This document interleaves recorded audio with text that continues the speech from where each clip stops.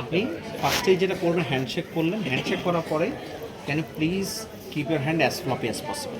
তখন আমি do like this, বাবা হাতটা এরকম করেন। তা আমি অলরেডি পেয়ে গেছি গ্রিপ মায়োটোনিও, পেয়ে গেছি আমার হচ্ছে কগহুইল রিজিডিটি, লেট পাইপ রিজিডিটি, ঠিক আছে। সো আমি দুই হাতে দেখলাম, কিন্তু তার আগে যেটা করতে হবে, প্লিজ ডু লাইক দিস, হাতটা এভাবে রাখবেন। এখানে আপনি দেখবেন একটা অ্যাসিমেট্রিক্যাল ট্রেমর আছে।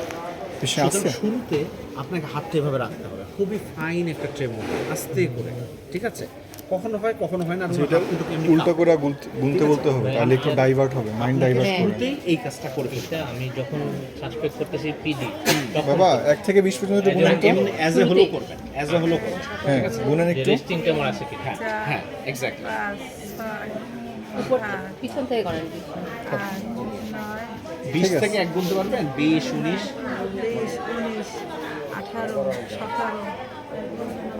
ট্রেমরটা সাটল লাগবে, মানে যে ওনাটা মানে কখনো হয় কখনো হয় না। তো সেক্ষেত্রে আপনাকে শুরুতেই দেখে নিতে হবে কোনো রেস্টিং ট্রেমর আছে নাকি। তারপর কগহুইল, লেট পাইপ রিজিডিটি যখন পেয়ে গেলেন, তখন শুধু পিডির এক্সামিনেশন আগে করবেন। এখন আর সব বাদ ওগুলো, এখন অন্যগুলো বাদ, কিন্তু এখানে টুইস্ট হচ্ছে পিডি প্লাসও দেখতে হবে। দিয়ে পেশেন্টের can do like this, Upward and downward। এটা আমি কি দেখলাম, এটা আমি ওই যে ব্র্যাডিকাইনেশন। এরকম করতে বললেন না না, জাস্ট এরকম এরকম ব্র্যাডিকাইনেশন, ক্যান ডু লাইক দিস। এই যে ওনারটা স্লো হয়ে গেছে, ব্র্যাডিকাইনেশন। এবার করেন তো একটু। তাহলে আমি কগহুইল, লেট পাইপ রিজিডিটি, আফটার সিনকাইনেসিস পেলাম, তারপরে কি পেলাম, ব্র্যাডিকাইনেশন। তারপরে আমি বলবো please close your eyes gently, চোখটা আস্তে করে বন্ধ করুন। বাবা একটু আস্তে করে চোখটা বন্ধ করেন। কাঁপবে, And there is কাঁপবে, এই যে blepharospasm. কাঁপতেছে। You can see মানে একদম ক্লাসিক্যাল ব্লেফারোস্পাজম। এটা কিসের প্রেজেন্ট থাকে, পার্কিনসন্স, ঠিক আছে। ব্লেফারোস্পাজম বা ব্লেফারোক্লোনাস বলি আমরা, ঠিক আছে। তাহলে এটা দেখা হয়ে গেল, এবং এবং হ্যান্ডের ট্রেমর হচ্ছে, আপনারা দেখতে পাচ্ছেন already, ঠিক আছে। এটা কিন্তু রেস্টিং ট্রেমর, ঠিক আছে। আচ্ছা, এখন এটার পরে আপনাকে যেটা করতে হবে, পিডিতে আপনাকে একটু সেরেবেলারটা দেখে দিতে হবে, পিডি প্লাস। First Poynting. তারপরে যেটা করতে হবে, যেটা দরকার ছিল, হফম্যান দেখা। কারণ আপনাকে এক্সামিনার জিজ্ঞেস করবে, vascular okay so you are telling me it's a case of Parkinson, what is the cause. Idiopathic আর ভাস্কুলার। যদি এটা হফম্যান পজিটিভ থাকে, তাহলে তো ভাস্কুলার, ভাস্কুলার কজ। ওই কজটা বলার জন্য আপনাকে দেখতে হবে, প্লান্টার দেখতে হবে, ইয়া দেখতে হবে, ঠিক আছে। প্লান্টারও দেখতে তাহলে আমরা একটু দেখি ওনার কি অবস্থা। নরম রাখেন, নরম রাখেন। Normal normal.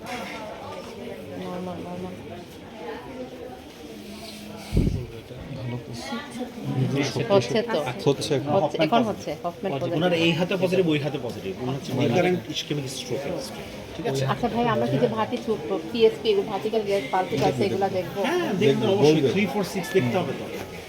এখানে 3, 4, 6 দেখতে হবে, এখানে দুই হাতের হফম্যান দেখতে হবে। এর চেয়ে ইম্পর্টেন্ট হচ্ছে you have to tell the patient can you please hold it for me, মানে কি ফাংশনাল ক্যাপাসিটি দেখতে হবে। পেসেসে এইটা না দেখলে নাম্বার একদম জিরো। রিউমাটোলজিতেও না, মানে এলসিসিতে ক্যান ইউ হোল্ড ইট, অথবা পেশেন্ট ধরেন একটা শার্ট পরে আছে, বয়স্ক ছেলে মানুষ, can you do button and unbutton by your, মানে আমি যে কোনো একটা ইনস্ট্রুমেন্ট ধরেও দিতে পারি, বা ইনস্ট্রুমেন্টও দিতে পারেন। আর রোগী ধরেন একটা শার্ট button পরে and আছে, button। Can you please remove your one of the button,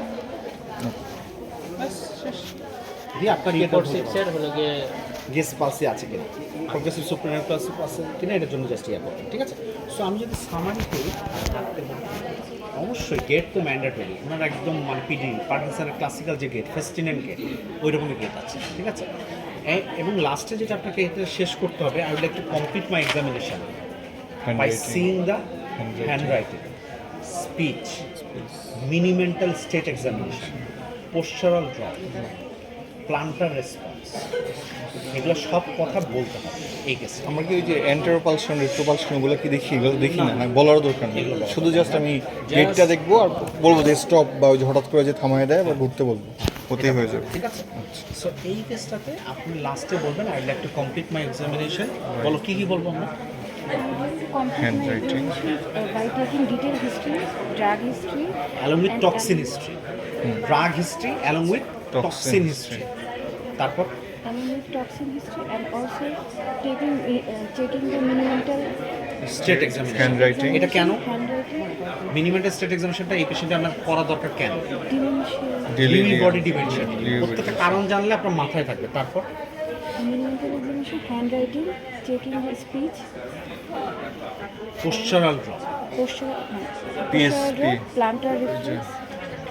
progressive supranuclear palsy. এই হচ্ছে কথা। এই কয়টা জিনিস আপনাকে বলতে হবে, complete history along with drug and toxin history. হ্যাঁ, ঠিক আছে।